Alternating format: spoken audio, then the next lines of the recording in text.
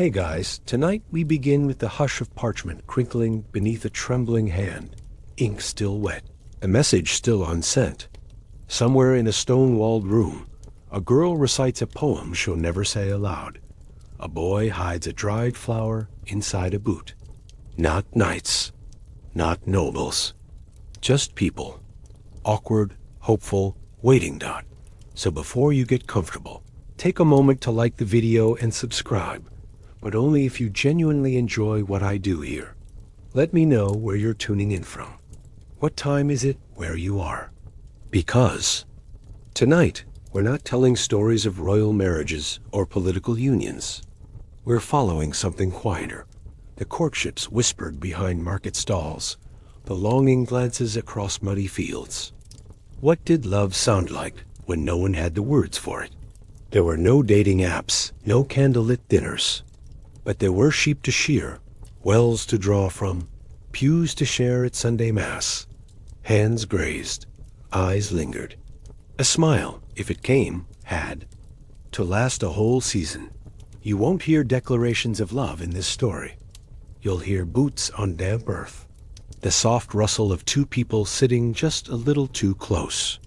You'll hear the fire crack when it's nearly out, and the sigh of someone wondering if love might come, maybe next week, maybe never. Romance didn't arrive with flowers. It arrived with silence, shared, comfortable, or aching. It showed up in borrowed cloaks, in saved crusts of bread, in the way someone remembered your name when no one else did. Tonight, we'll walk beside them, not the ones who wrote history, but the ones who lived it in glances and chores, in laughter too soft to be recorded. The ones who fell in love slowly, or not at all. The ones who wanted waited, and sometimes, quietly, stubbornly, found each other anyway, not so settled in. Pull the blanket a little higher. Let the rest of the world go quiet for now. Love, back then, didn't make headlines, but it still made hearts race, quietly, invisibly, like a fire hidden beneath ash. The market smelled of onions, wet wood, and old wool, and somewhere in that stew of noise and smell, love began, not the loud kind, not the kind with harps and declarations, but the sort that started with a look, half glance, half curiosity, across a barrel of withered apples. You didn't dress your best to go courting. You dressed for the cold, for the walk, for the possibility of stepping in something that steamed in winter. But still, eyes met. A girl selling eggs might meet a boy stacking sacks of grain. He wouldn't speak, not at first. Just offer a nod. Short, cautious. She'd pretend not to notice, but she'd rearrange her basket a little slower next time. If you're enjoying this pace already, leave a soft like below and subscribe if you'd like more nights like this. No one talked about dating. They talked about church times and whose mother baked the best rye. But in those narrow lanes between carts and crates, hearts practiced their own kind of navigation. You could tell if someone liked you by whether they handed you the bread with the softer crust, whether they remembered what color thread you used on your apron, whether they didn't laugh when someone else did.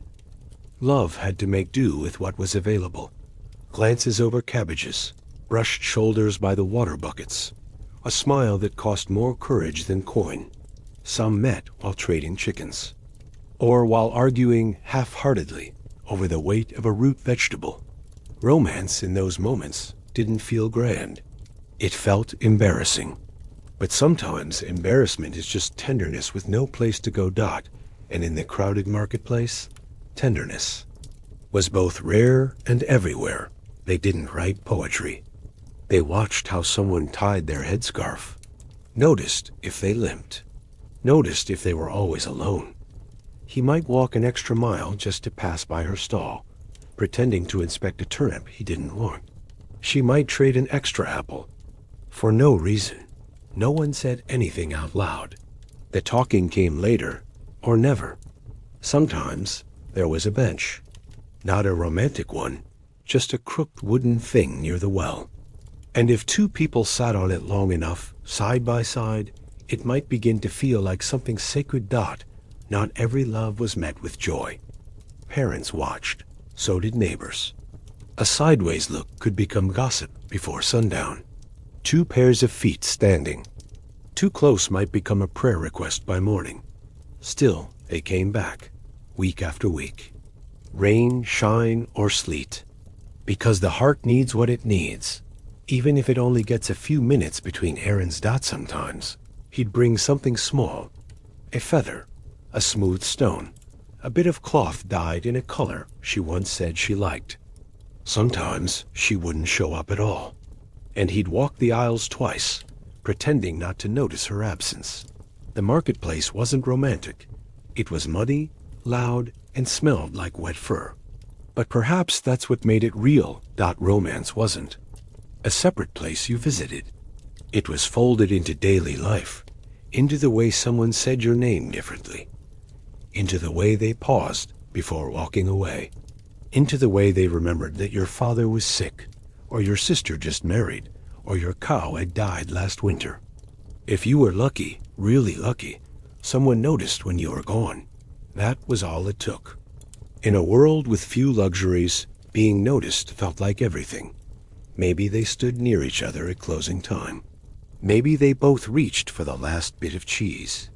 Maybe they shared a look that said, "I see you," even if they didn't know what to do next. Sometimes it ended there. One of them moved, or married someone else, or never came back. But sometimes a conversation followed, awkward, slow, about prices, or the rain, or the sound the geese made that morning. Not thrilling, but sincere. And once you spoke, once your voices mingled in that air between stalls and shouts, it was harder to forget. In time, names were exchanged. Then maybe family names. Then maybe something more, a shared walk home, a bundle of herbs, a promise to see each other next week. Not every story blossomed. Some withered in silence. But even those were remembered, quietly, years later, when someone passed the same stall, saw the same apples, and thought of a girl with quick fingers and a crooked smile. Love didn't need orchestras. It needed space, even the cramped. Space between a butcher's cart and a pile of wilted greens. Needed time. Not much, but enough to build courage. And above all, it needed noticing. A skill few mastered and fewer practiced, but one that changed everything when done right. So, if you ever find yourself in a crowded place, smelling too much, hearing too little, and feeling very small, remember that centuries ago, someone just like you stood awkwardly in the same air, trying to figure out whether the person across the aisle was worth the risk of smiling. They probably were out in the villages, where trees stood still even when the wind didn't. Love learned how to wait. The distance wasn't just in miles, it was in silence. Fields stretched wide, and hearts stretched quietly within them. You might see someone across the meadow every morning for a year before you learned their voice. And even then, they might only say a few words. It was a kind of courtship not made for songs. It was made for rhythms. The sound of a sickle slicing wheat, the creak of a yoke laid over shoulders, the shuffle of boots through frost-hardened soil. Two people working near each other, never quite touching, but never far apart either. You didn't need to know someone's favorite color. You knew how they carried a basket, how they wiped sweat with the back of their sleeve, how they paused. When birds flew overhead. Romance in rural places wasn't a fire. It was a slow banked ember, covered in ash. Safe, quiet, and always watching. There was no stage for love in the countryside. Only paths beaten down by bare feet, and barns with hay stacked high enough to hear secrets whispered between rafters. Sometimes you courted someone by chopping wood near their cottage. Not for them, not even for anyone to see, just nearby. They noticed. Maybe they offered water, or smiled, barely. or left a crust of bread on a gatepost. These were not grand gestures. They were survival gestures, turned romantic by the weight of attention, because attention was rare. Most people noticed goats, weather, and the price of salt. If someone noticed you, really saw you, it meant something. Even if they only showed it by walking the same road as you for the third day in a row. There were dances, sometimes. Not the kind with fancy shoes and wide halls, but rough ones. In clearings, feet stomping in dirt, fiddles slightly out of tune. People danced not to fall in love, but because it was the only time they were allowed to look each other in the eye for longer than a heartbeat dot at those dances. You might find a hand, calloused, warm, uncertain. And if it lingered just a second longer than needed, you'd carry that second for weeks, Dot, and then dot, dot, dot, back to the fields, back to the silence, where the sun watched everything, and words dried up before they reached your mouth. But something stayed. A presence. A memory of shared warmth on cold earth. You might not speak again for days. Or you might pass them near the stream, each carrying buckets. You'd nod. That was it. But the nod meant everything. Dot. In cities, romance could be shouted. In the countryside, it could only be hinted at. Too much noise, and you'd scare it off. Too little, and it never began. Dot. The cows knew before anyone else. So did the neighbors' children. They saw how two people started showing up in the same places, how they leaned just slightly toward each other when talking, or how their silences no longer felt heavy. Parents didn't ask. They already knew. And if they approved, they'd say nothing, which, in village terms, was permission enough. Some built affection like walls, one stone at a time. Shared chores, shared bread, shared glances over aching backs and frostbitten fingers. And one day, without ceremony, someone stayed a little longer after helping thresh the grain. They lingered near the doorway, looked at the sky too long, sighed, "I should go," but didn't move. That was it. That was courtship. No serenades, no gifts, just presence, repeated, patient, gentle. Of course, some romances broke like weak fences. Silently, without a crash. One simply stopped walking the same way. The other pretended not to mind. And life, full of goats and rain and laundry, simply moved on. But even those left marks. A glance toward a gate each morning, long after the reason for glancing had gone. A favorite path avoided now, for no stated reason. Sometimes they met again, years later, both married to others, children. In tow, they'd nod. Nothing more. But inside, some little part of them stood still for just a second, remembering. Because in the countryside, where time was slow and space was wide, love wasn't something you chased. It was something you let grow, or let go. It either rooted into the earth beside you, or drifted off in wind. The lucky ones planted it deep, tended it quietly, and never spoke of it as love. They just said, "He helps with the cart," or "She brings good bread." And that was enough. And on winter nights, when wind scratched at the thatch and firewood was low, they'd sit near each other without touching, both staring into the same flickering flame. No words, just the warmth of being near someone who once smiled at you across a stream and never forgot your name. The bells rang out, not for love, but for prayer. Still, hearts answered anyway. Church wasn't a place for giggles or blushes. It was for forgiveness. For frostbitten villagers to sit shoulder to shoulder, mouths silent, minds wandering. But in between the songs and the smoke, glances found each other. You didn't go there to flirt. You went because you had to. But that didn't stop your eyes from wandering, just for a moment, down the pew to where she sat with her family, her braid tied with a piece of red thread, or where he stood near the back, shifting his weight, Hands scrubbed extra clean. The stone walls echoed with scripture. But between the readings, a whole other language was spoken. In gazes held too long, in coughs timed just after someone else's, in a barely visible smile that didn't belong to the sermon. The churchyard, before and after the service, was where the real conversation happened. Boots shuffling through grass, hands pretending to fix cloaks. A comment about the weather, said just loud enough for the right person to hear. They never called it flirting, but it was the kind of interest that slipped between chaperones and priests in the judging eyes of mothers. A glance exchanged while kneeling in prayer. A slow turn of the head while filing out through the arched doorway. A pause at the water barrel while waiting for her to pass. It was sacred space, and because it was sacred, it had to be subtle. No one wanted to be caught turning devotion into desire. But the heart doesn't keep such clean lines.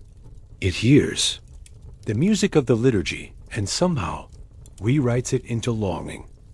If he looked back at her during the hymn, it meant something. If she stood a little closer at the stone gate, that meant something too. And if their hands touched by accident while passing bread, even just a fingertip, well, that was enough to fuel a week's worth of dreaming. Sometimes, a village. Courtship bloomed entirely within 50 feet of a church door. Never a real conversation, never a walk alone. Just gestures repeated every Sunday. A nod, a smile, a shared silence. You could spend a season waiting for someone to sing one word, louder, just to know what their voice really sounded like. And if they missed a week, you noticed. You looked toward the place where they usually sat. And when they returned, you didn't ask where they'd been. You just smiled with quiet relief. It wasn't uncommon for couples to marry, having spoken less than a dozen words.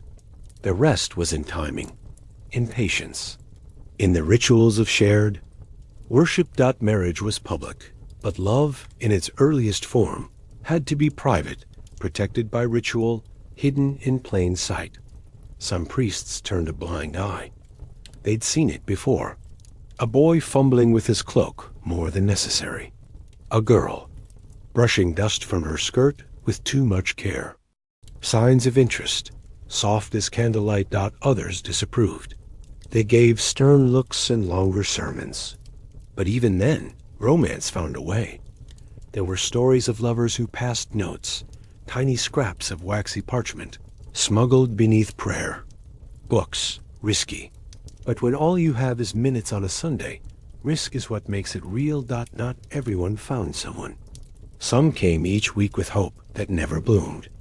They still wore their best wool, braided their hair with care. But the person they watched never looked back, or had eyes for someone else, or left. And so the ritual continued, not as romance, but as routine. A way to keep hoping, even in silence. The church was where the community saw you, which meant it was also where someone might finally see you. No perfumes, no painted lips, just you, under a wool hood, breathing into cupped hands to keep warm. Just him, nervously adjusting his belt, wishing he'd shaved better that morning. Sometimes, years later, married with children crying in the same pews, they'd glance at each other during Mass and remember how it all began. A nod at the gate, a smile behind a veil, a shared glance beneath stained glass.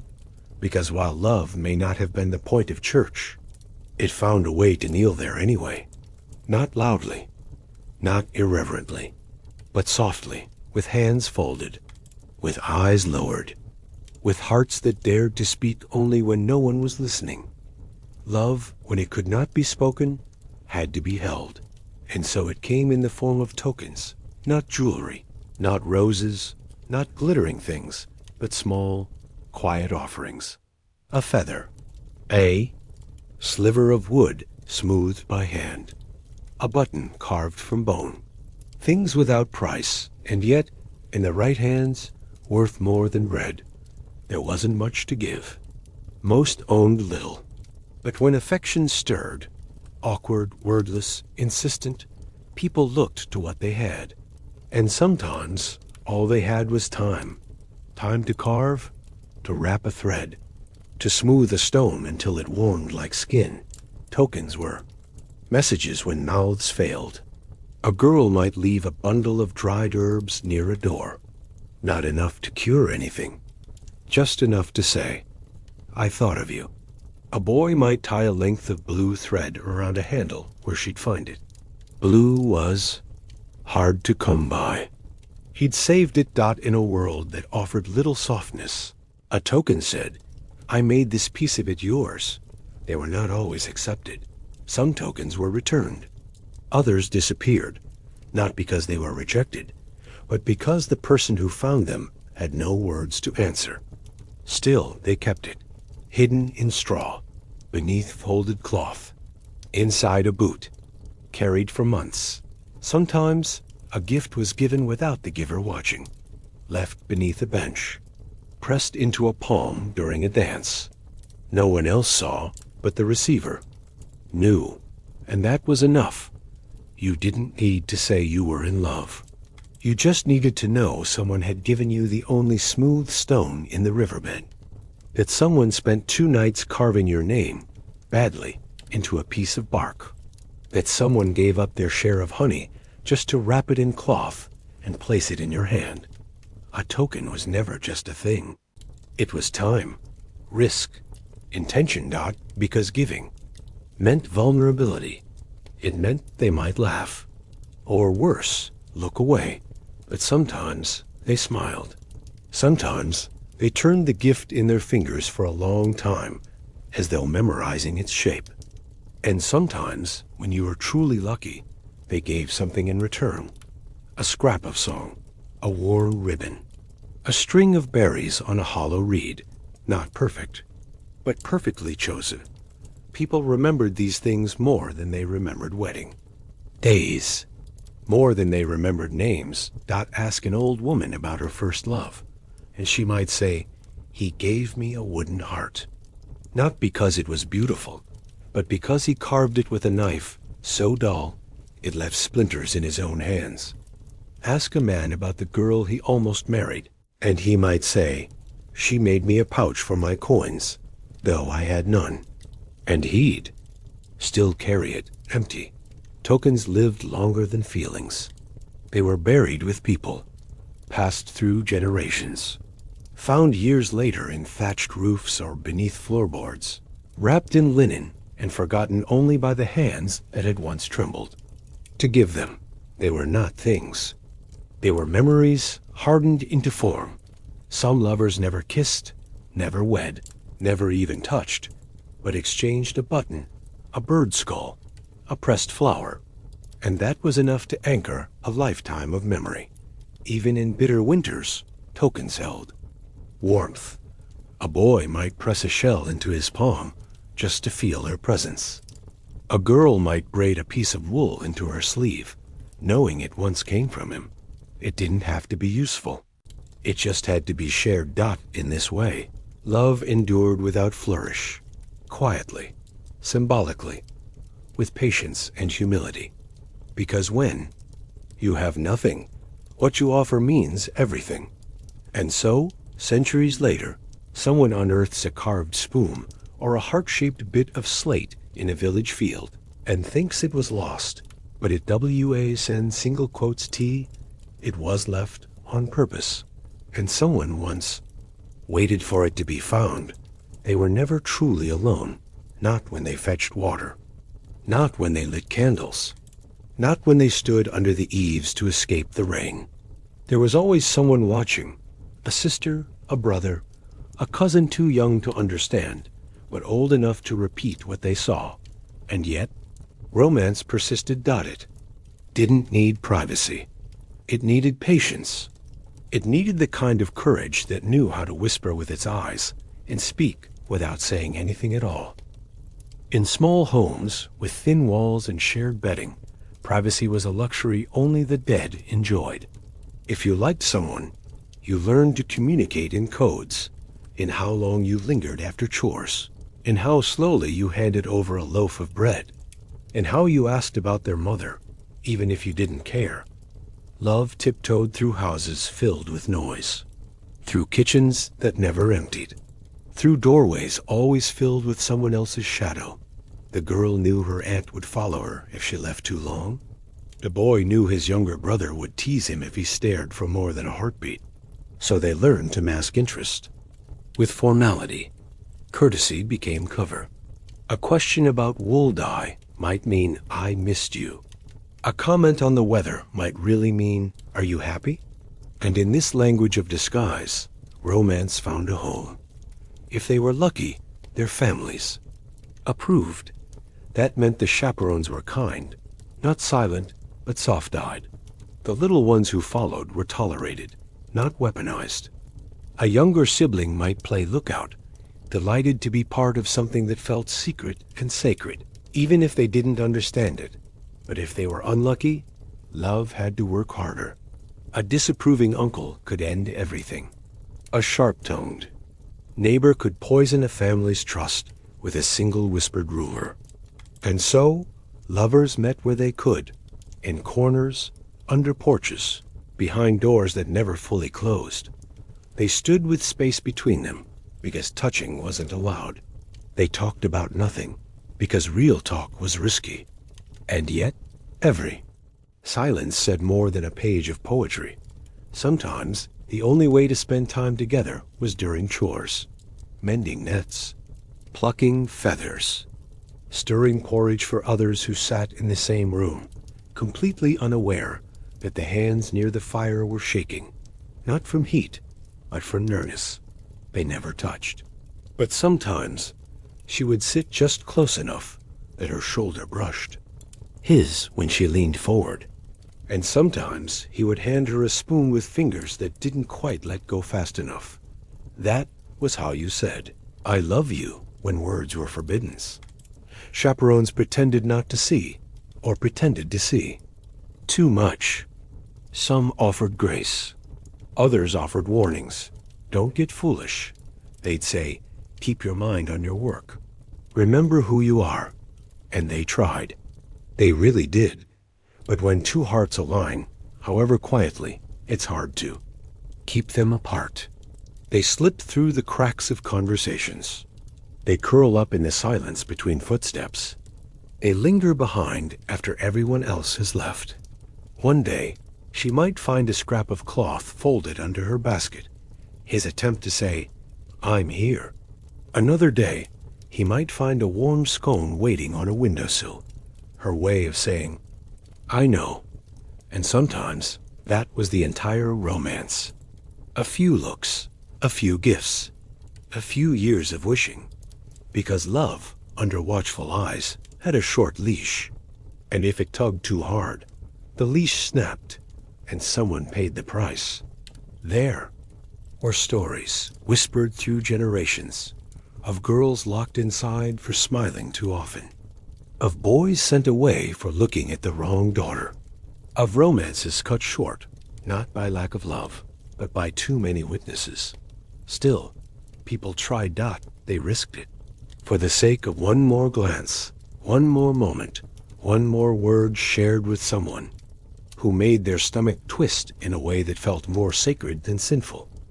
And sometimes, all that watching softened. Parents remembered their own youth. Siblings grew bored of guarding.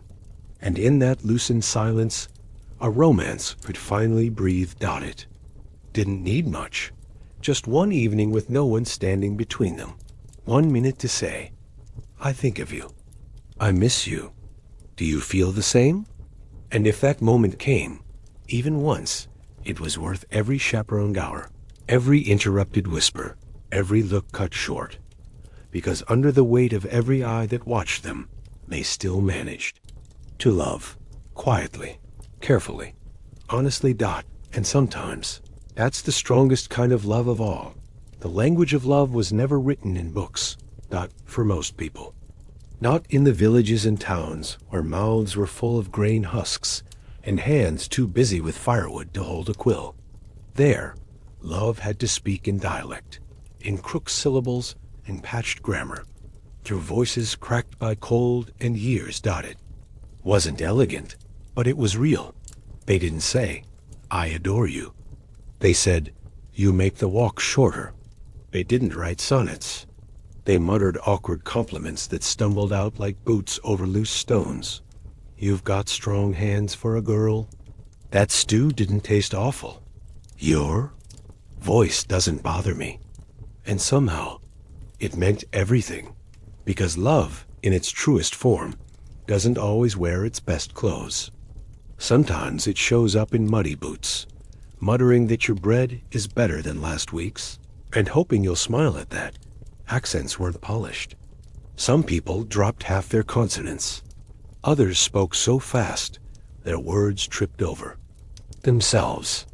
But even in that noise, or maybe because of it, tenderness snuck through. Two people might spend their lives speaking in a dialect no noble would ever print, but their words still carried warmth, even when gruff, even when crude. A soft insult could mean devotion. A sarcastic laugh could mean longing. Some couples only ever called each other by nicknames. Goat eyes, red fingers, cabbage head, terms that would confuse. Outsiders, but inside them, inside the shared context of jokes and years, lived more affection than any poem. And when they argued, the whole village heard. Voices rose like birds startled from a barn roof. But by nightfall, they'd be sitting close again, silent, stringing beans, their knees touching under the table, because love wasn't always gentle in tone, but it was steady in presence. In some places, the local words for affection came from food, sweet as cider, warm like oat mash, strange to the ear, but familiar to the heart. A boy might shout across a lane, "You still haven't ruined your face," and the girl he teased would smile so wide she'd forget the cold dot in winter. Words grew fewer. Mouths stayed closed for warmth, but a single phrase, softly spoken, could carry heat for days. "You look less tired today. I saved you the crust. I dreamed of your voice." Even if they didn't say it well, they said it often. And in that repetition, love settled in like straw, not soft, but comforting, familiar, woven around their lives until they couldn't separate it. From survival. Sometimes they borrowed words from the church, even if they didn't understand them. "You're a blessing," he might say, not knowing what blessings meant, only that it sounded bigger than himself. Other times, they made up their own language. Gestures, phrases, inside jokes no one else understood. A language born, not from books, but from years of looking at the same cracked walls, hearing the same rooster crow, waking to the same wind. They never said, "I love you." Not really. The phrase didn't come easily in the mother tongue. It felt too big, too theatrical. But they said other things. "I'll walk you home. I sharpened your knife. I put straw under the door so your feet won't freeze." Love didn't need poetry. It needed listening. And even when their words were clumsy, their listening was careful. They remembered what time she liked to eat, what drink he preferred, what story made the corners of her mouth twitch, even when she tried not to smile. In this way, the vernacular became sacred, not because of how it sounded, but because of what it held. Because even when life was loud and dirty and cruel, someone, somewhere, still leaned over a bucket of water and said, "You always smell like rain," and meant it as the highest compliment. And that was enough. Love did not arrive with perfume. It came with sweat. In the medieval world, there was no such thing as free time, only time borrowed from aching backs and unfinished chores. But still, somehow, in the midst of grinding grain and scrubbing soot, from pots, people managed to flirt.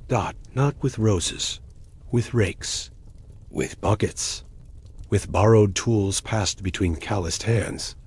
She might sweep the step outside a neighbor's home, but linger just a little longer if she knew who might be passing. He might carry 2 baskets when one would do, just for the chance. To offer help that wasn't needed, but not unwelcome. And no one said a word about it. Not directly. But the pause was there.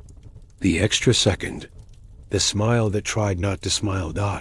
It wasn't easy to feel beautiful when your clothes smelled like sheep and your hands were cracked from brine. But in a sideways glance during a shared chore, you might feel it, just for a moment. Love slipped into labor like warmth into wool. Quietly, gradually, until it was simply part of the fabric. The laundry line was a meeting place. Not officially, but it became one. 2 people pinning shirts beside each other could exchange more emotion than 1,000 words. The way he shook out a sleeve. The way she handed him a clothespin without looking. In the clatter of daily work. Romance was all rhythm. The rhythm of kneading bread, side by side. The rhythm of hay thrown from loft to floor. The rhythm of breathing hard through chores. And feeling the space between you shift, become charged, familiar, alive. Sometimes, flirtation came in the form of teasing. Not cruel. Just enough to make someone blush and pretend they weren't pleased. Didn't know you knew how to use a broom, she might say. Didn't know you cared how your boots looked, he'd reply. And then silence. Not uncomfortable, just full of things unsaid. Because when you spend your days working, affection has to fit inside the cracks, the pauses in labor, the breaths between effort, the quiet after a wheelbarrow is finally tipped. There was no makeup, no elegant clothing, just wool, sweat, and wooden shoes. But somehow, in all that roughness, something tender formed. A boy might watch the way a girl stitched seams, not because the stitches were perfect, but because her brow furrowed when she concentrated. And she, in turn, might watch the way he lifted a bucket, careful not to spill, even when no one else cared. That care, that quiet intention, was the soft heartbeat of affection. Sometimes they shared food, a scrap of cheese, a heel of bread, given without ceremony, accepted without thanks, and remembered for months. Sometimes they worked beside each other without speaking. But when one left early, the other felt it, like a fire going out too. Soon. In barns, by candlelight, they might clean tools or shell peas with others nearby, yet still manage to make that hour feel like theirs. A shared rhythm, a shared task. A shared glance held a little too long before looking away. It was hard to tell where flirtation ended and friendship began. But maybe it didn't matter. Maybe in that world where labor ruled every hour, closeness itself was enough. Spend a life working. Love doesn't need grand gestures. It needs someone who shows up, who remembers what you like in your porridge, who lifts the heavy end of the barrel without being asked.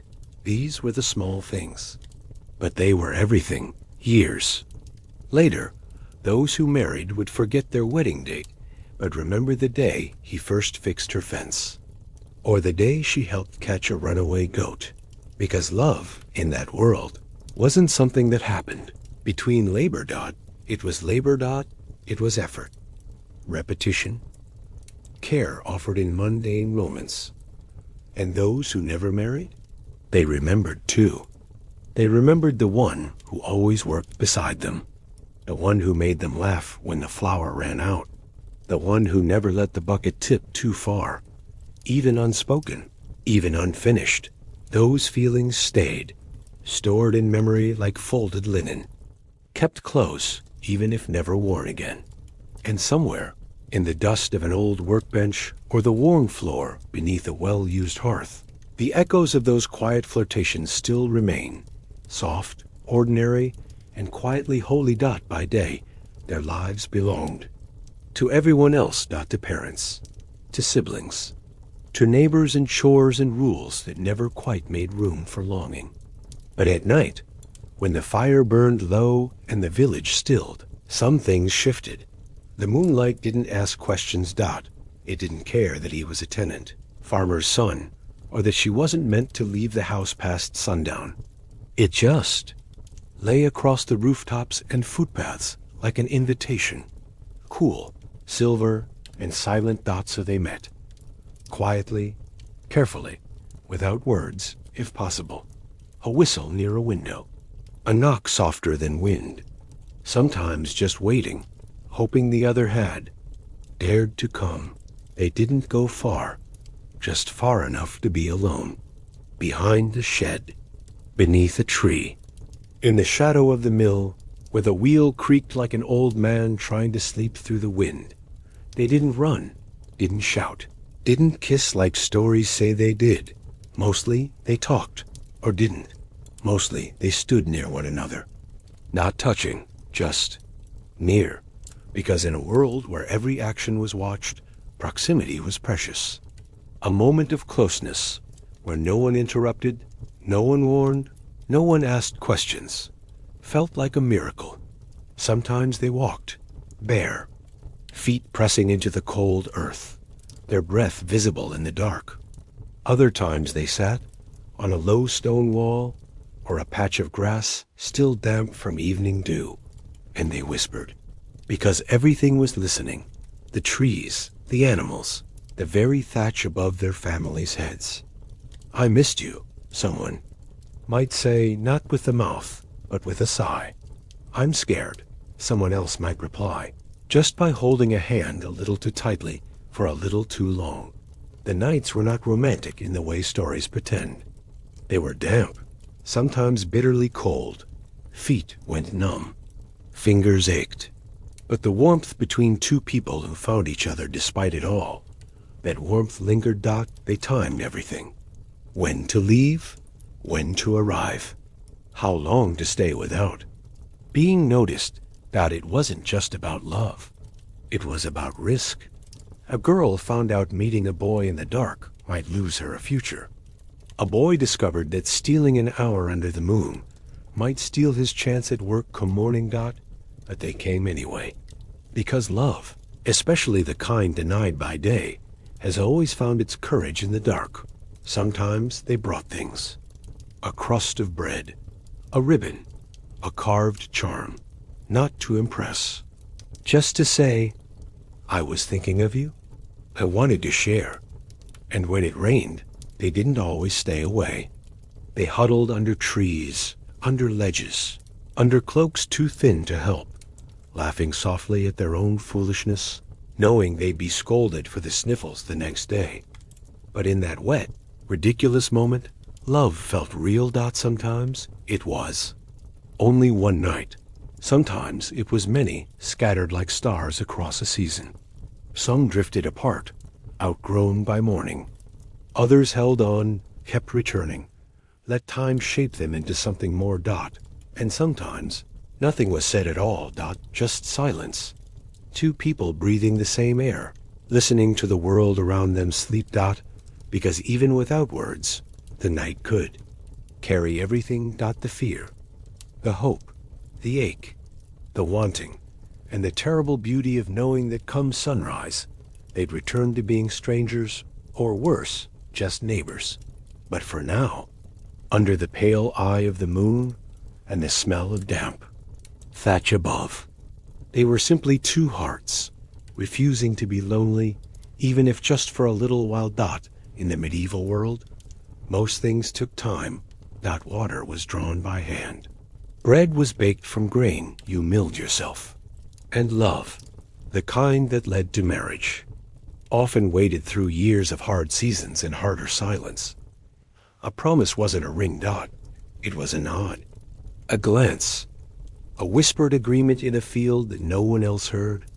Two people deciding softly to wait for each other, without knowing how long the wait might be. Because love was one thing, but readiness? That was something else entirely. A boy might say, "One more harvest," and mean it. A girl might say, "When my sisters wed," and mean it too. But crops failed. Parents grew ill. Dowries fell short. Time slipped. And so they waited. They met in the same places, near the well, by the bread oven, beside the old stone wall, always speaking as though the future was a fire they were building slowly, stick by careful stick. She might sew linens, not for now, but for then. He might save coin, a little at a time, tucked behind beams or under floorboards. Their love was quiet preparation. Never loud, never guaranteed, but patient. Sometimes they wore each other's gifts like secret armor, a scrap of cloth tied. Under clothing, a charm sewn into a pocket, not to show off, but to hold on to hope, because the weight wasn't romantic. It was muddy. It was cold. It was full of other people's opinions, and neighbors who thought they knew better, and parents who said, "You can do better." But they kept waiting. They worked. They prayed. They tended animals and elder relatives, and the aching ache of wanting a life that hadn't arrived yet. Some waited 2 years, some 10, some forever. And in that waiting, they built something stronger than passion. They built faith, not in the spiritual sense, though that helped too, but faith in each other, in the memory of a promise whispered by the river, in the way her eyes softened when he spoke, in the way he never forgot to ask about her father's health. There were no guarantees. A letter could go undelivered. A sickness could sweep through like wind through wheat. Families could change their minds. But still, they waited. And in the meantime, they found ways to feel near. She might pass his house and leave a warm loaf on the windowsill, her name unspoken but known. He might help mend her roof after a storm, working fast, saying little, but staying just long enough for her to know he cared. Love was action, not words. The long engagement wasn't a storybook courtship. It was more like tending coals beneath ash, checking now and then to see if the heat was still alive, protecting it from rain, from wind, from everything that said, "This is taking too long." Because it was it was always taking too long. And yet, when they finally stood in front of family, hands trembling, eyes soft with exhaustion, the ceremony felt less like a beginning and more like a reunion. A promise kept. A circle finally closed. Sometimes they marry poor, still no land, still no roof of their own. But they married anyway, because time had taught them how to endure, how to build, how to love not in moments, but in years. And sometimes they never married. Life got in the way. Someone moved, someone changed. But even then, the wait had meaning. Even then, they remembered each other years later, with soft smiles and the kind of sigh that folds into memory like a worn sheet over a bed, because waiting in its own quiet way was a form of love. And in the medieval world, where nothing came easy and everything took effort, it was one of the truest forms of all. For all its softness, medieval love could also sting. Because feelings, once born, don't stay quiet forever. They spill, they ache, and sometimes they turn sideways. Jealousy wasn't some poetic sigh behind lace curtains. It was raw. It wore muddy boots and had a crooked tooth. It came with side eyes at the well and too loud laughter in the fields. When someone else's name was mentioned. In small villages, nothing stayed secret. Every glance, every late return from the market, every laugh that lasted a bit too long, it was all seen, all noted, all whispered about before the next sunrise. A boy might bring 2 apples to the same girl 2 weeks in a row, and someone would notice. And someone else, who thought the boy had been smiling at her, might bake 1 fewer scone the next morning. Quiet punishment, quiet hurt. A girl might brush her apron straight before speaking to one particular boy, and her cousin might scoff and leave the room. Jokes were never just jokes.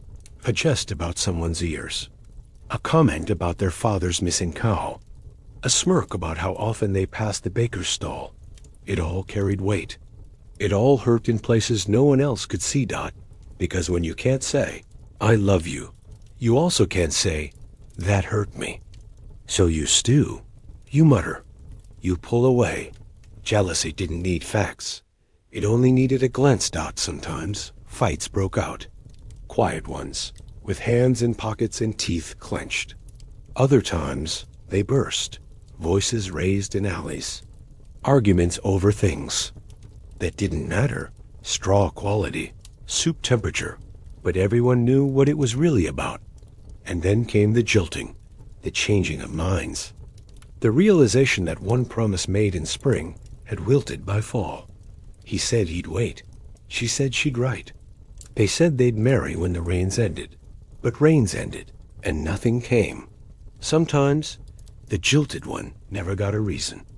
Just silence. Just the way someone stopped showing up where they used to. Just the way a mother said, you should stop hoping. And that kind of pain, the one with no door to knock on, it lingered. Still, people survived it. They kept working, kept smiling at neighbors, kept pretending they didn't look toward the gate at sunset, hoping someone might walk through. And sometimes a jilted heart hardened, not out of cruelty, but out of necessity. Because love, in that world, was a gamble with no protection. You gave what little softness you had, and hoped it wouldn't be wasted. Others turned their sorrow into song. Quiet ones hummed while kneading dough.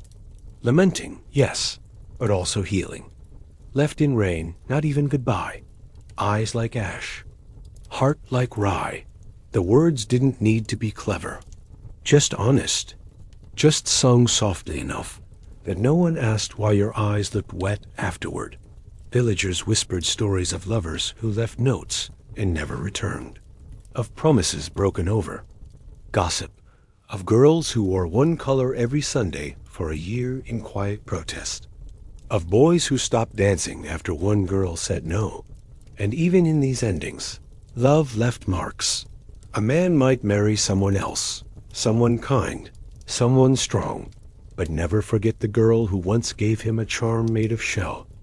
A woman might raise children with a man she barely knew, and still dream of the boy who carved her name in bark and vanished before the wedding season. Because love wasn't tidy. Not then. Not now. It came with hope, but also with bruises. With teasing that went too far. With names spoken with too much affection for someone else to feel safe. And yet, people kept trying, even after heartbreak. Even after laughter turned. Cruel and eyes turned away. Because the heart, in its stubborn way, continues to want. Even when it's been left in the cold.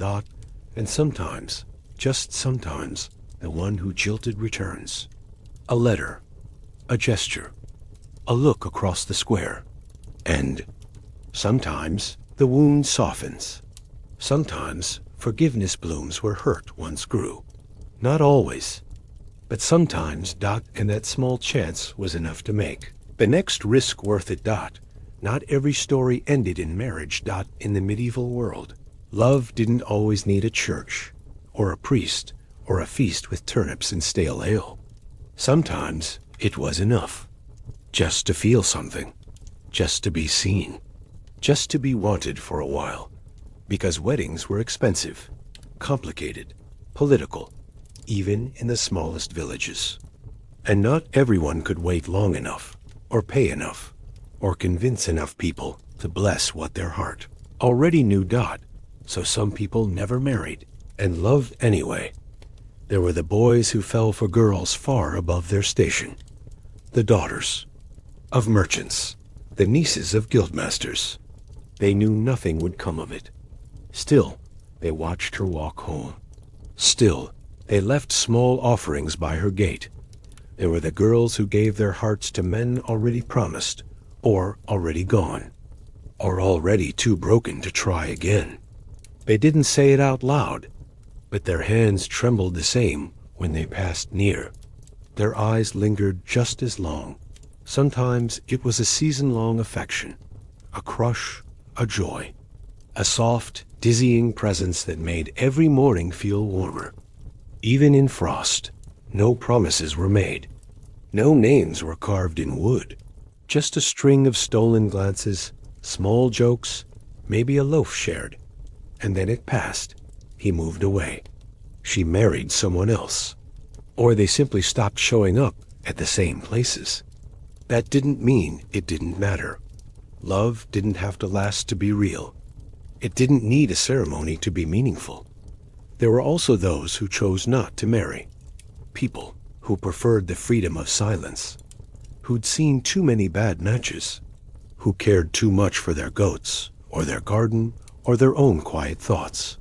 Maybe they had loved once and decided it was enough. Maybe they loved often, in small bursts, without wanting the structure that came after Dot. And then there were those who couldn't marry. A love that crossed class lines. A bond between two people the church wouldn't bless. A closeness misunderstood. Ridiculed, feared Dot, so they stayed silent. Dot met in shadow. Walked the long way home just to share a mile. Spoke in careful metaphors. Touched only when no one looked. And loved anyway. Fiercely, silently, beautifully. Dot in the stories that get passed down. These people are often forgotten.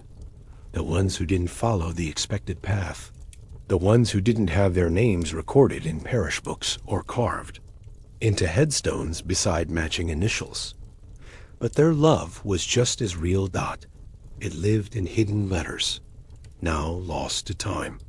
In unfinished embroidery tucked deep in a chest. In a patch of earth that only one person ever tended because it was their spot.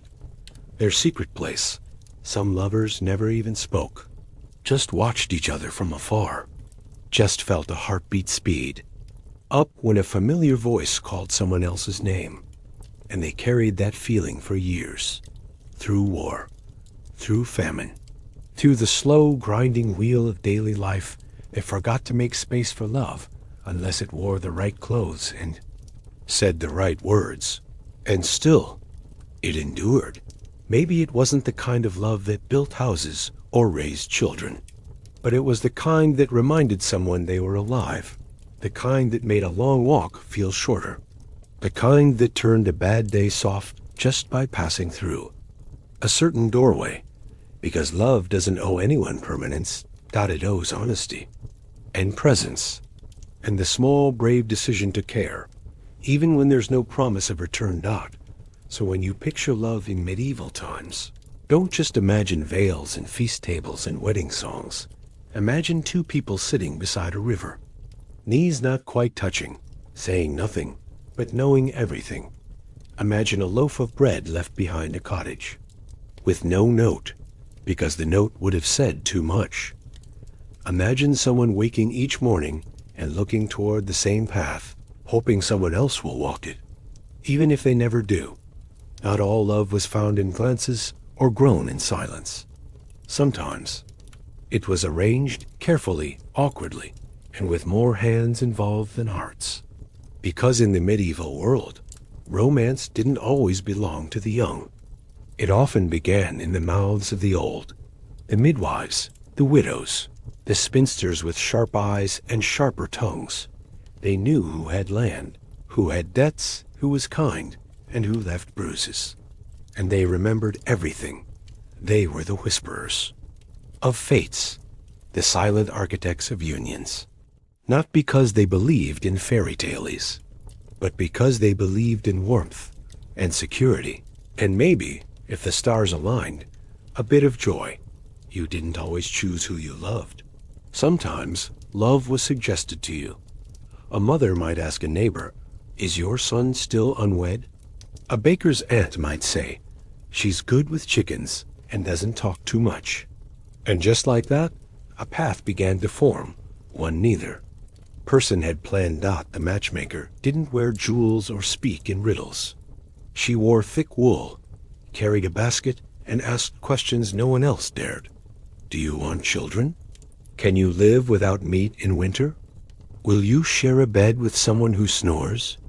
And the questions were never romantic. They were real. Because love was lovely. But a warm roof, a shared meal, those were survival. Midwives knew this too. They saw more of love's consequences than most, not just the births, but the silences, the bruises, the sighs behind closed doors. They knew what happened when the wrong people were matched, and they tried to steer things gently, kindly, toward something better. Some succeeded. Girl and boy who barely spoke might find themselves sharing a bench one day, not by accident, but because someone nudged them. Someone said, "You're both tired of waiting," and they looked at each other and didn't look away. Sometimes something bloomed, not suddenly, not passionately, but gently. A conversation about goats turned into a shared walk home. A borrowed kettle turned into dinner, and eventually a life. And sometimes nothing bloomed, because not all matches were meant to be. A boy might smile too much.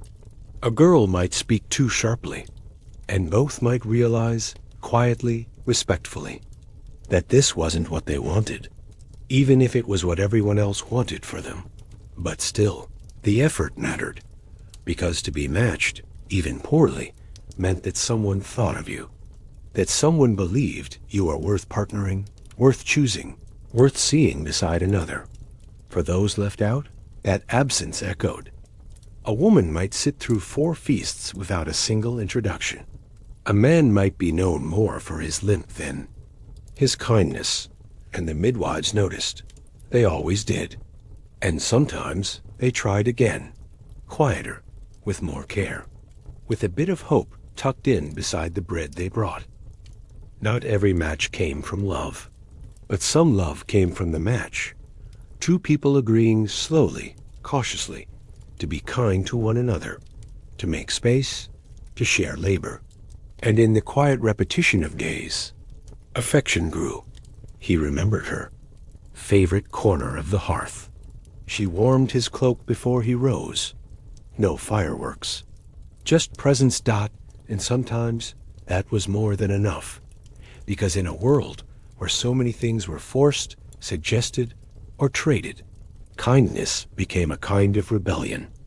And matches made in kindness often lasted longer than those made in fire. Matchmakers weren't romantic, but they were necessary. They understood that 2 people, even if unsure, could weather winters better together. That companionship wasn't lesser than passion. That sometimes the strongest marriages began not with butterflies, but with bread. The midwives, the watchers, the whisperers, they watched these unions unfold. Watched how a girl learned to laugh again, how a boy softened in his silence, how 2 strangers became something like home to one another. And when it worked, when the pair fit like worn shoes, they never said, "I told you so." They just smiled and lit another candle for the next match to come. Some loves never stood a chance, not because they lacked feeling, but because they lacked presence. A body gone, a voice too far, a face remembered more often than seen. In the medieval world, distance wasn't measured in miles. It was measured in rivers too deep to cross, in horses you couldn't afford, in the time it took for a message to travel, or never arrive at all. And so, people waited at windows, near gates, in doorways long after the light had faded.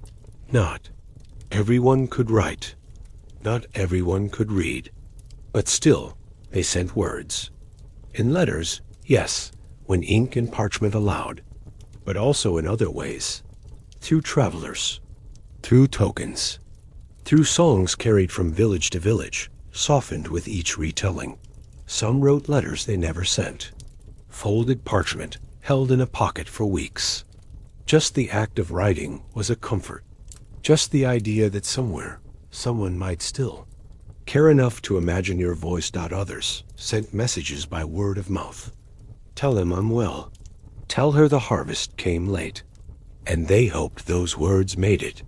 Hoped they were spoken with the same care they were given. But sometimes the message never arrived. The traveler forgot. The parchment tore. The winds shifted. Or worse, the letter was found by the wrong hands, read with cold eyes and burned. In silence. Still, people hoped. They rose each morning wondering, will today be the day I hear from them? And they went to sleep whispering old words like prayers, hoping they still meant something far away. A girl might sit with her sewing, eyes fixed on the horizon, stitching not for a wedding, but for a reunion she couldn't guarantee. A boy might carry a carved token in his sleeve, fingers brushing it as he passed strangers, always looking, just in case one of them knew her name. Sometimes they sent songs instead of letters. A melody hummed in a tavern. A lyric changed to include her favorite color. A ballad ending in a place only he knew she'd recognize. It was risky, but love always is, especially when it travels by echo. Those who waited for letters learned the shape of silence.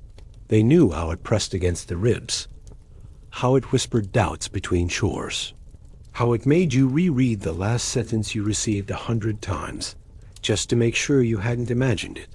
And still, they waited, because even if the letter never came, the possibility of it did. That knock on the door, that horse in the distance, that cousin returning from the next town over. Love, when stretched across land, becomes less about promises and more about patience. Not every story had a reunion. Some waited until the waiting itself became routine, until the ache faded into daily tasks, until the face they loved grew blurry around the edges, until they stopped expecting and started remembering. But even that, even a love that never returned, carried weight. You could see it in the way they paused when hearing certain names, in how they stood still when a familiar tune drifted through the window, in how they always left one slice of bread untouched at supper, because some part of them was still elsewhere. Still hoping, still waiting, still writing letters in their head at night, just in case tomorrow brought a chance to send it.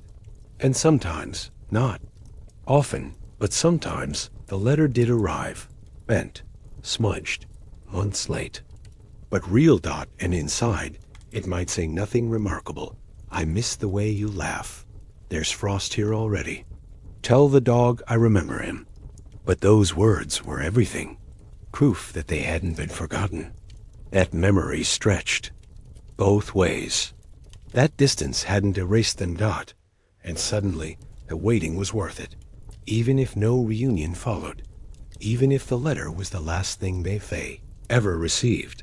Because in a world where most love lived close, in handshakes and shared bread, long-distance love was its own kind of courage, its own kind of faith. And in those letters, the ones that arrived, and the ones that didn't, that faith lived on, folded, hidden, and carried until the end. Some hearts never learned their place.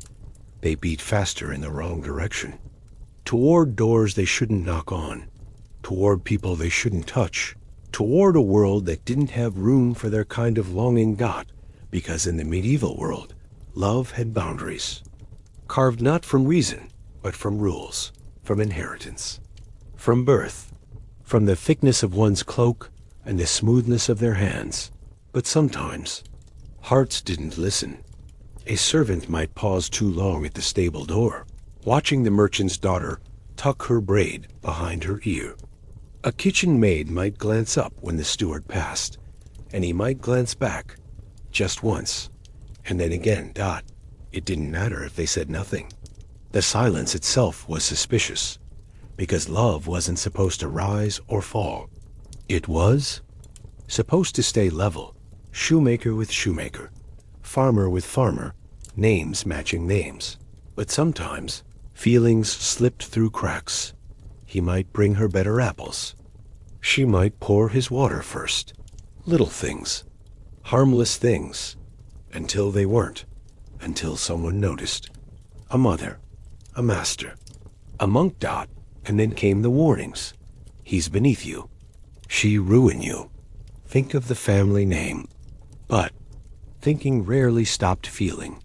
And once a glance had been shared, once a moment had lingered too long, The distance between them began to ache. They tried to stay apart, not to remember what was expected, to remember who they were. But then came the chance meetings, the borrowed moments, the shared rainstorms that made everyone look the same, wet, cold, and human. And in those moments, the gap between them felt smaller, because love, in its truest form, forgets what the world remembers. It forgets titles, forgets debts, forgets land. It only remembers warmth and kindness and the sound of someone's voice saying your name like it matters. Some took the risk. They met in secret, behind granaries, in the forest's edge, in quiet places where no one wore shoes or expectations, where they could just be. They didn't talk of futures. They couldn't. They just existed in the now, in the stolen moment, in the pressed hands and nervous laughter and aching knowledge that it couldn't last. And sometimes it didn't. He married someone proper. She was sent away, or worse, punished, because status didn't just separate people. It protected some and destroyed others. But still, the feeling stayed.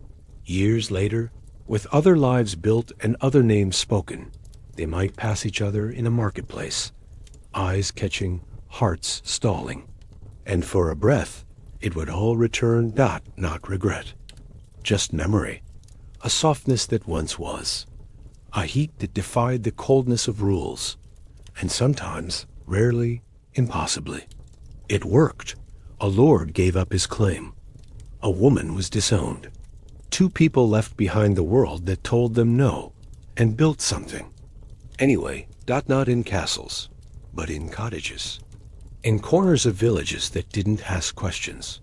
And even if their life was harder, it was also truer, because it was chosen by them. For them, with no titles, no dowries, no alliances, just love, and in a time when so little belonged to the heart that alone made it holy. Not everyone could write a letter, but almost everyone could hum. And in the medieval world, where words often failed and paper was rare, love traveled through songs, over hills, across meadows, beneath thatched roofs, and behind closed shutters. They weren't grand ballads. Not always. Often they were simple, worn like an old apron, passed down, patched, and resung until no one remembered who sang it first. A boy might sing as he herded goats, not to anyone in particular, but knowing someone might hear. A girl might hum while pounding grain, eyes focused on the rhythm of her work, heart somewhere else entirely. The lyrics were strange, sweet, sometimes silly. My love is a berry, my heart is the jar. You stirred my soup, and I stirred your soul. Odd perhaps, but full of meaning, full of memory. Because in a world without poetry books or love letters tied in ribbon, songs were the language of longing. They were messages disguised as melody. To say, I miss you, one might sing of an empty field. To say, come back, they'd sing of a house with only one shoe at the door. The metaphors didn't always make sense, but the feeling always did. And when someone sang your favorite song, or worse, changed the words to include your name, well, that was as intimate as a touch. Villages had favorite tunes, shared like bread at feasts. But every singer bent them, shaped them, slipped in secret meanings. A place mentioned, a flower described just the way someone wore it. A verse whispered, not shouted, as if meant for one ear only. Some couples fell in love entirely through song. Too shy to speak, too watched to write. But across a fire, or beside a barn, they traded verses, answering with rhyme, teasing with melody, laughing in low notes only they understood.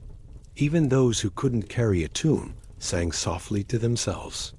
At night, in the fields, in bed, before sleep took them. Songs held what they couldn't say aloud. Grief, hope, memory. Some lovers who had been separated, by distance, by disapproval, by death. carried only a tune as proof that love had happened. They sang it when they missed the sound of a voice, or when they needed courage to keep hoping. Mothers passed these songs to daughters, not as lessons, but as lullabies. Fathers whistled them as they fixed fences, not knowing a child was listening. Heart full of questions. And sometimes the song outlived the love. The couple moved on. The story faded. But the tune stayed, echoing in a tavern corner on a windy road under the breath of a shepherd. It belonged to no one, and yet carried the heartbeat of many. Not all songs were kind. Some teased, some told stories that made cheeks burn. He kissed her near the cider press. She stole his shoes and broke his chest. They weren't subtle, but even the jests held truth. People laughed, but they remembered, and often they wondered. Songs were safer than letters. You could deny them. Say, it's just an old tune. Say, I didn't mean you. But deep down, both singer and listener knew. A song was never just a song. It was a confession, wrapped in melody, carried on wind, dressed in rhyme so the world wouldn't look too closely. And sometimes, even the world sang back. Villagers added verses, changed names, turned private moments into community stories. And though that could sting, it also meant the love had mattered. It had lived, it sung. And long after the lovers were gone, their melody still wandered the fields, barefoot and brave, like the feelings that first gave it breath. Not all. Love wore daylight. Some tucked itself away, into corners, behind doors, beneath shawls pulled too tightly. It lived in whispered names and glances that never lasted long enough. It lived in shadows, because not all love was allowed to bloom. Some affections were too complicated, too dangerous, too far from what was expected. And so, instead of being spoken, they were swallowed. A girl might love someone her family would never accept, not because he was cruel, but because he had no land, or no name, or the wrong color shoes at feast day. And that was enough. A boy might feel something he had no words for, something that stirred when he stood near another boy, something that warmed his chest and frightened his spine. And in a world where such love was punished, he said nothing. But he remembered everything. Some love happened in secret because it had to, because the world didn't make room for it. Because to speak it aloud would be to break the fragile bones of survival, the trust of a father, the watchful eyes of a priest, the whispered threats of neighbors who noticed too much. So the lovers stayed silent. But love is not so easily buried. It finds ways, a hand brushing another in the dark, a message left in symbols carved into wood, a meeting just long enough to feel the warmth of someone else's breath before disappearing again into the cold. They weren't foolish. They knew the cost. They knew that a glance held too long could become a rumor, and a rumor could become exile. Or worse. But they loved anyway, not recklessly, carefully, patiently, bravely. A girl might bring an extra loaf of bread to the market, hoping he'd pass by.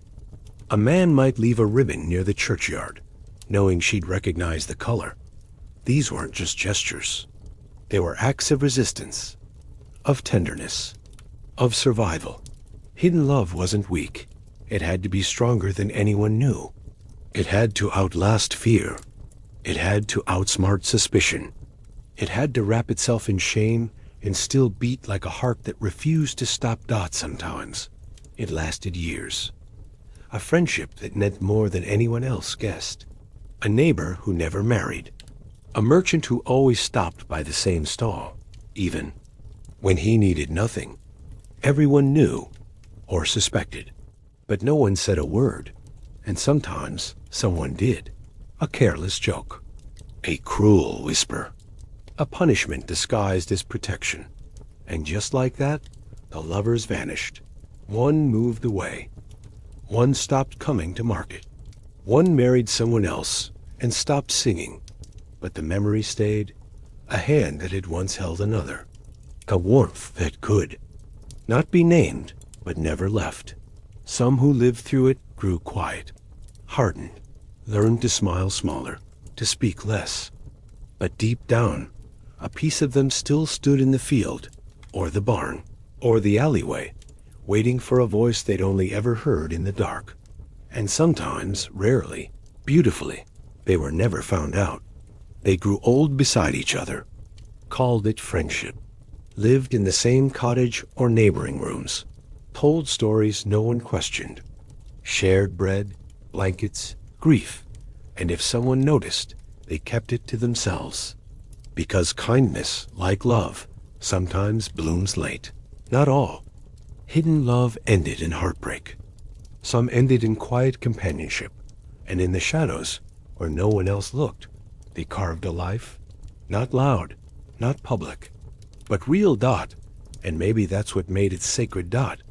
Because even beneath shame, even under fear, love kept moving. Soft, steady, brave. It didn't happen like the stories say. There were no fireworks, no swelling music, no perfect moonlight casting gentle shadows across perfect skin. The first touch, the real kind, was quieter, smaller, almost forgettable. If it weren't for how much it meant. It might have been a hand brushing another while passing a bowl, a bump of elbows while tying bundles of kindling, a foot under a table, resting near, then closer, then not moving away. No one said anything. But in that silence, everything shifted, because in a world where bodies were always busy, lifting, hauling, scrubbing, and where privacy was nearly a myth, the first time you touched someone out of want, instead of duty, felt like discovering a secret map in her own hands. He might have passed her a cloth, and for the briefest moment, there, fingers overlapped. Not long, not scandalously, just long enough to notice the warmth, the pulse, the presence. She might have leaned in too close by the fire, and her shoulder brushed his, firm, real grounding. They froze. Not because they were afraid, though. Perhaps they were, but because that 1 second was louder than any word they could have spoken. And then, life resumed. Someone called their name. A door opened. A pot boiled over, but something had begun. They became aware of space now, of inches, of proximity. How close they stood when talking, whether their hands lingered when passing tools, whether their knees touched when sitting side by side in 2 small rooms. The first time he reached for her, not accidentally, but on purpose, it might have been to help her down from a cart. He offered his hand, rough and unsure. She took it, steady and brave.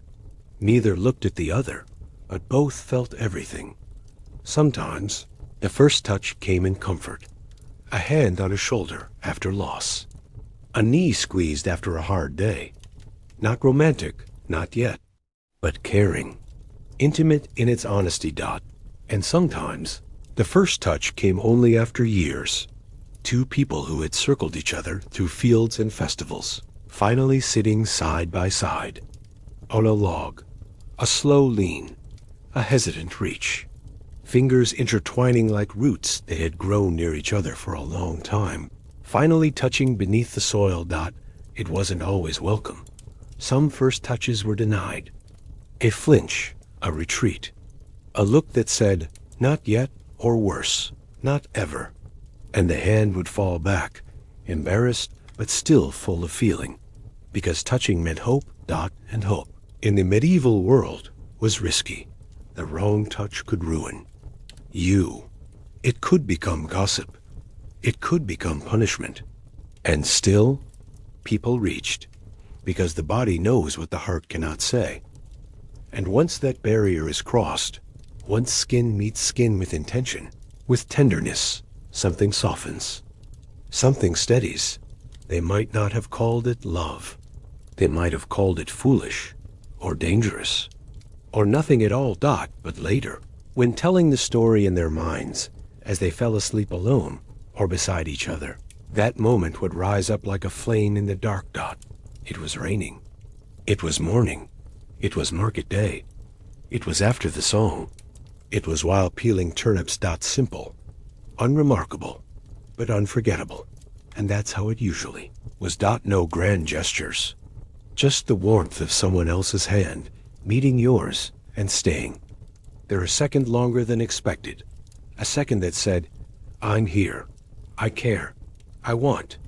And sometimes, if you were very lucky, that second turned into a minute into a moment, and a moment into something like forever. Love may be free, but in the medieval world, it came with rules. Not the gentle kind, not the kind made to protect hearts. These were rules etched in parchment, enforced by priests, whispered by neighbors, and wielded like fences around feeling. There were laws about who could marry whom, about when, about how, about dowries and bloodlines, and bans that had to be read aloud in church 3 times to make a union legal. But love didn't always wait for permission. 2 people might find each other long before the priest found the words. A kiss stolen behind a stable door. A promise made at midnight. A life imagined in secret, even while the law said no. Some laws were spoken.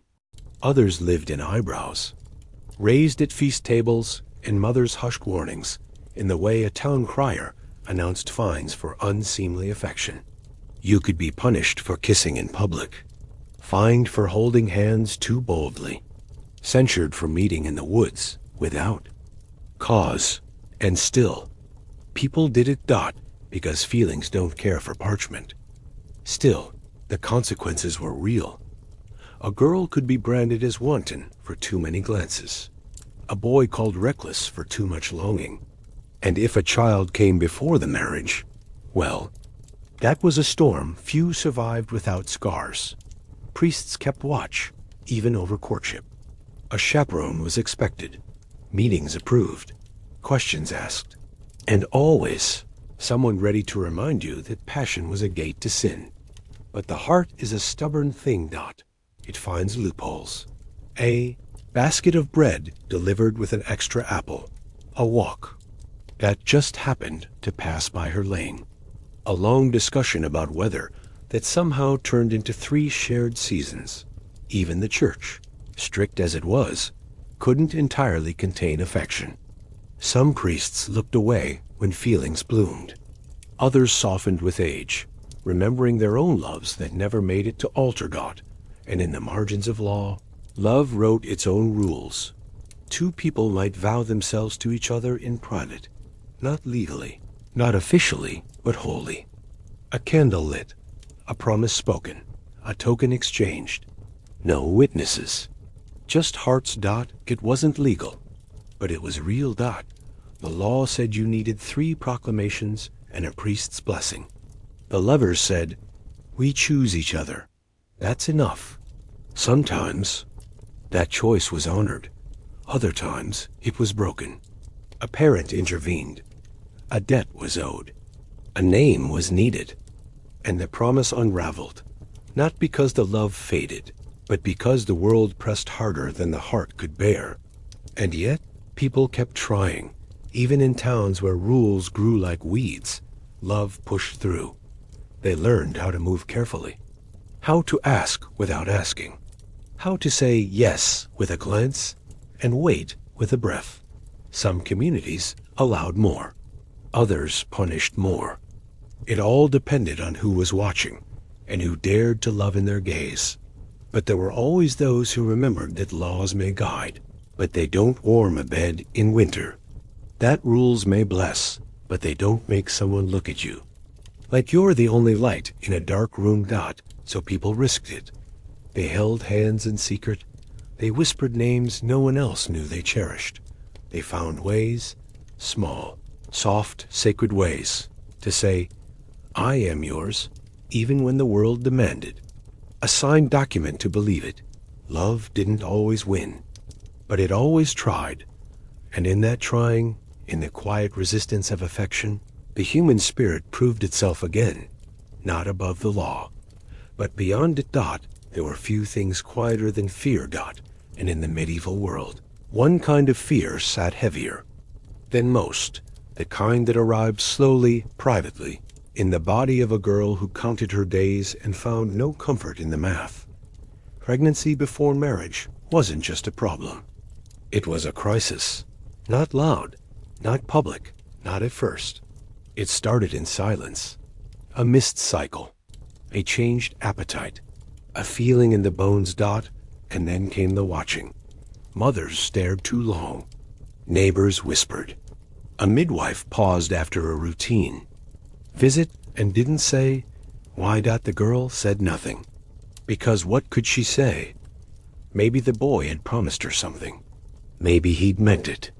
Maybe he was gone now, or married to someone else, or simply pretending he never said what he said beneath the old elm tree. There were no tests, no doctors, just instinct and dread. Some tried to hide it.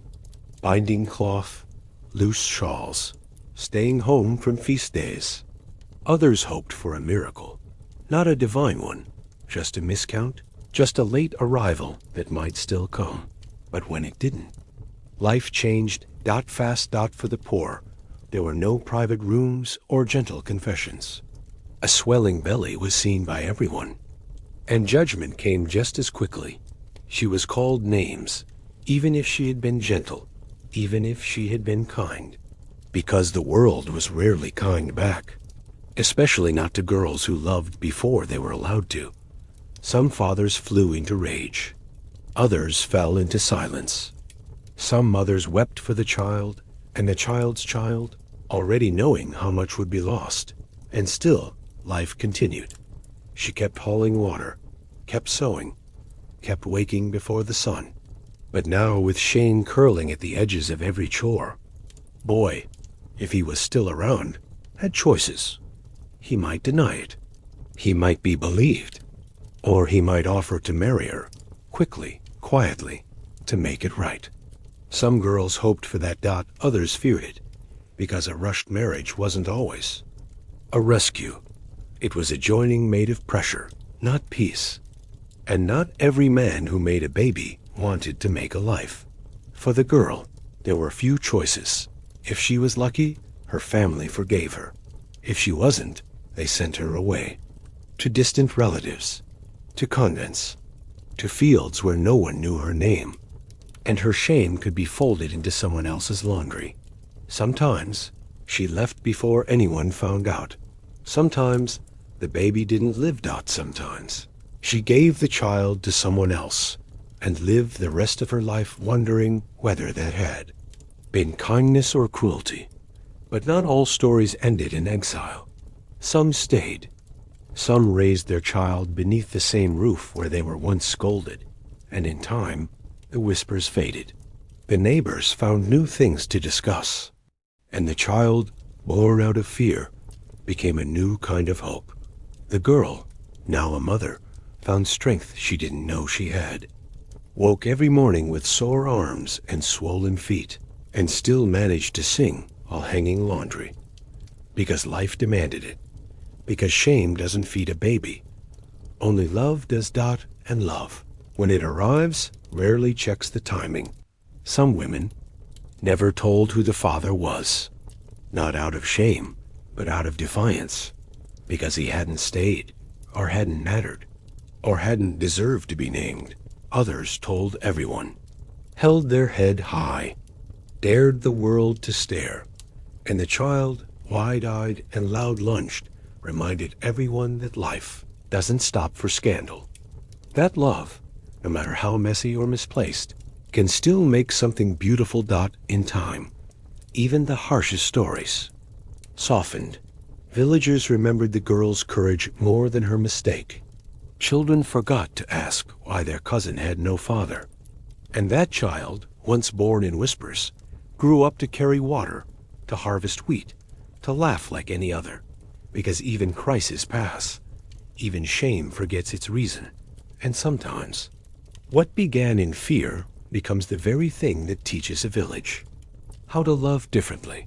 Not all endings came with shouting. Some arrived in silence. So slow, so soft, that neither person noticed until the warmth was already gone. Romance, once alive in glances and laughter, grew quieter, until it disappeared altogether. In the medieval world, life didn't leave much room for dramatic goodbyes.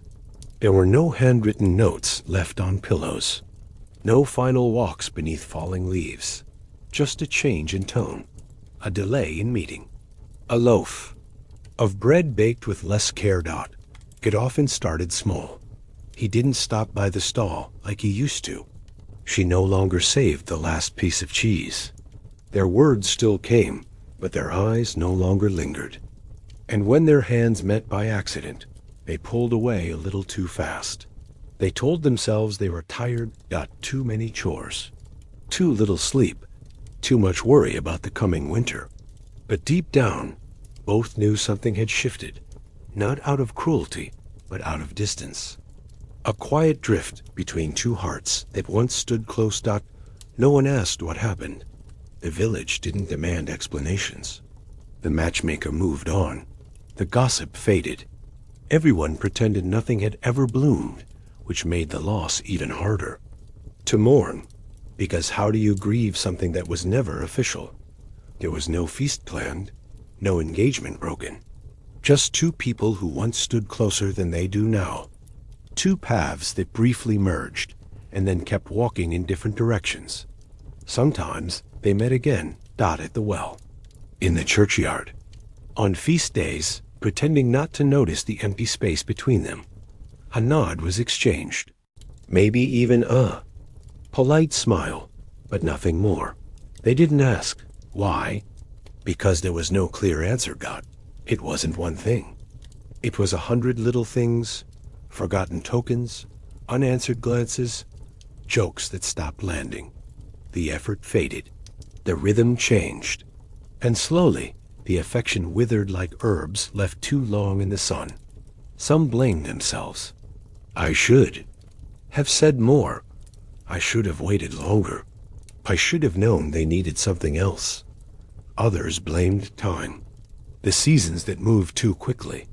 The work that demanded too much. The neighbors who always seemed to watch too closely. And some didn't blame it all.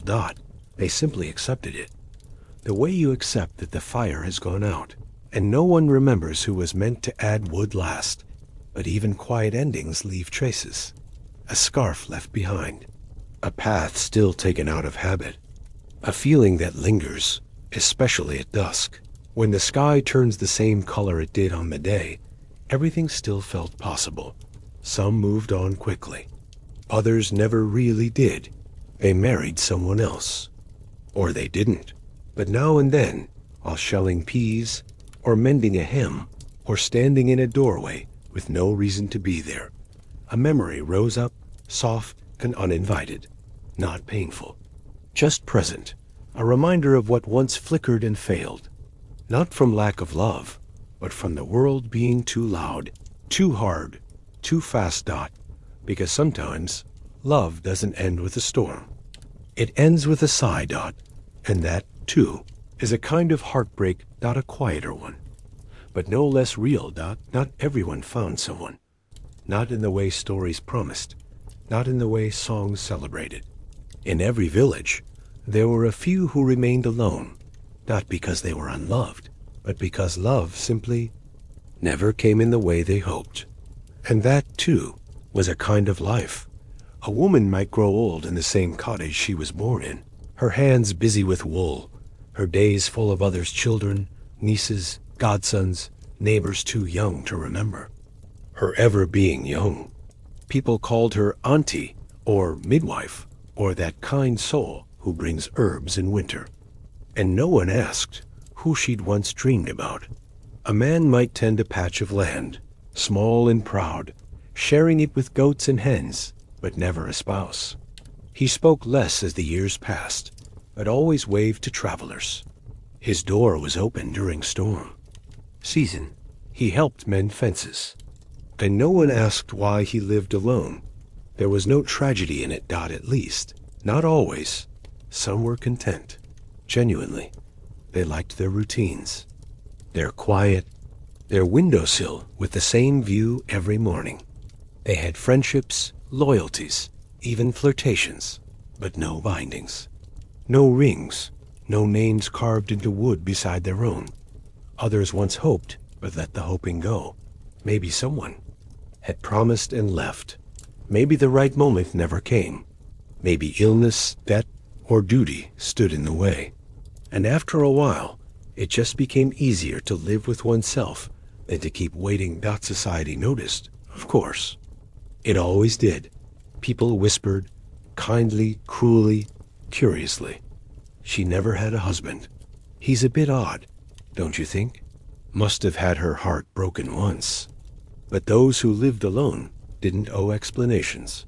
They made their own rituals, watered their plants in silence, repaired their own roots, lit candles on feast days, and remembered the names of people no one else did. And their lives were full, in ways that didn't always look like love, but often came close. They had friends who stayed long after supper, neighbors who brought soup when the frost came early, pets who listened without judgment, gardens that grew wild and beautiful under careful hands. Some of them had loved, just not officially. They'd held someone once, or watched someone from afar, or kissed a cheek on a feast night and carried the memory for decades. But it wasn't written down. It wasn't recognized. It didn't lead to a wedding. Still, it mattered. And some never loved in that way at all. They loved books or stars, or their craft, weaving patterns so perfect they forgot to look up. They loved the hush before sunrise, the sound of rain, the feeling of wool pulled tight around their shoulders at night. And in that, they were whole. Because not all love is romantic. Not all intimacy is shared beneath a blanket. Some comes in knowing who you are when no one else is around. Some comes in peace. In a world that expected unions, expected children, expected names passed down through bloodlines. These solitary souls stood as quiet reminders that another path existed, one less praised, less understood, but no less real. Sometimes they were mourned loudly, sometimes quietly, sometimes not at all.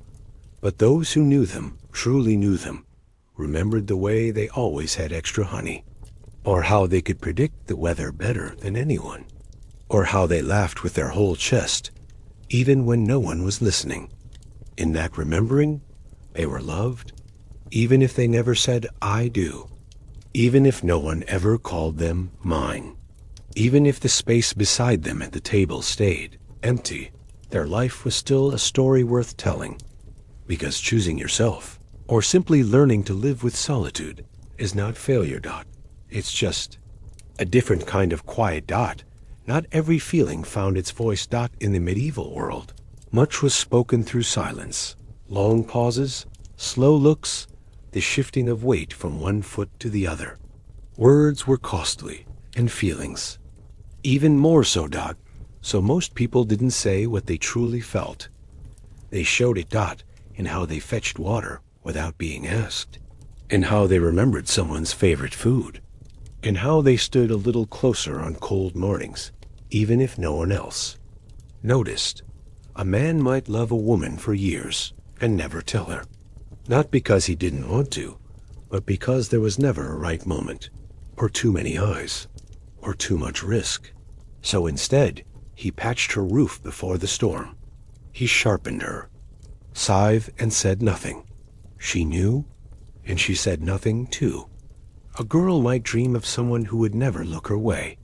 So she sang to herself at dusk, hoping the melody might carry her longing out into the dark, where it could exist safely, without consequence. The unspoken was everywhere.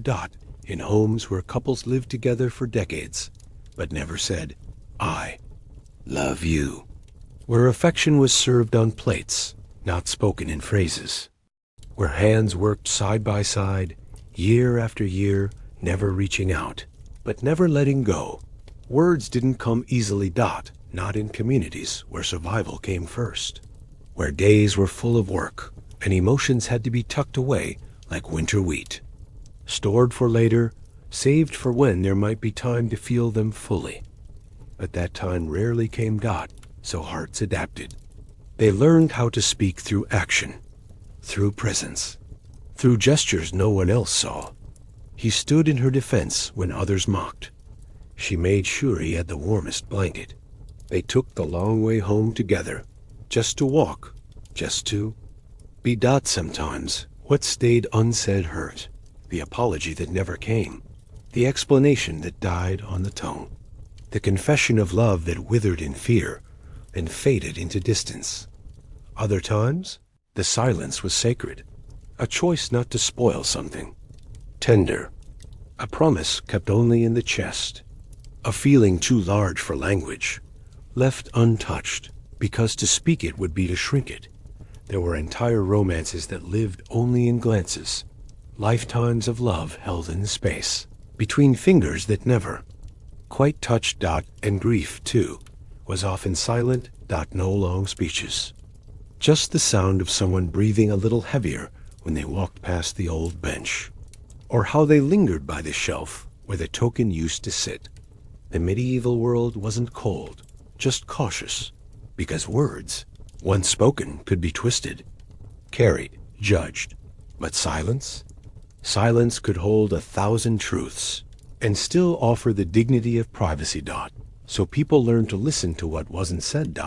To the way someone stirred their stew, to the pause before a name, to the shoes placed neatly near the fire, a quiet way of saying, I thought of you.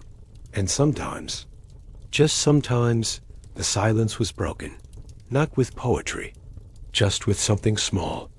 I kept this for you. You're not alone. I remember. And that was enough. Because not every story needs dialogue. Some are told in gestures, in shared air, in quiet rooms lit by single candles, where one person hands another a piece of bread, and that, somehow, means everything. There was no music when it happened. No perfect backdrop, no clean floors, just earth, damp, uneven, full of footprints and forgotten straw. And yet, somehow, that's where love lived. In the mud, in the ordinary. Because love, real love, doesn't need marble halls or verses carved in gold. It needs space. It needs nearness. It needs two hands that meet halfway while both are still holding something else. A bucket, a duty, a fear. We've spent tonight among those people. The ones who fell in love without knowing they were doing it. The ones who waited. The ones who whispered. The ones who reached across rules, across status, across silence. Not loudly, but with steady, hopeful hands. They lived in drafty rooms, under patched roofs, beside people who often expected much of them and gave little in return. They woke early, worked hard, went to sleep with the aches of labor pressed deep into their bones. And still, they loved. In glances, in borrowed scarves, in songs changed to carry a name, in letters that never arrived, in footsteps that returned to the same corner again and again, just to see if someone else might be waiting.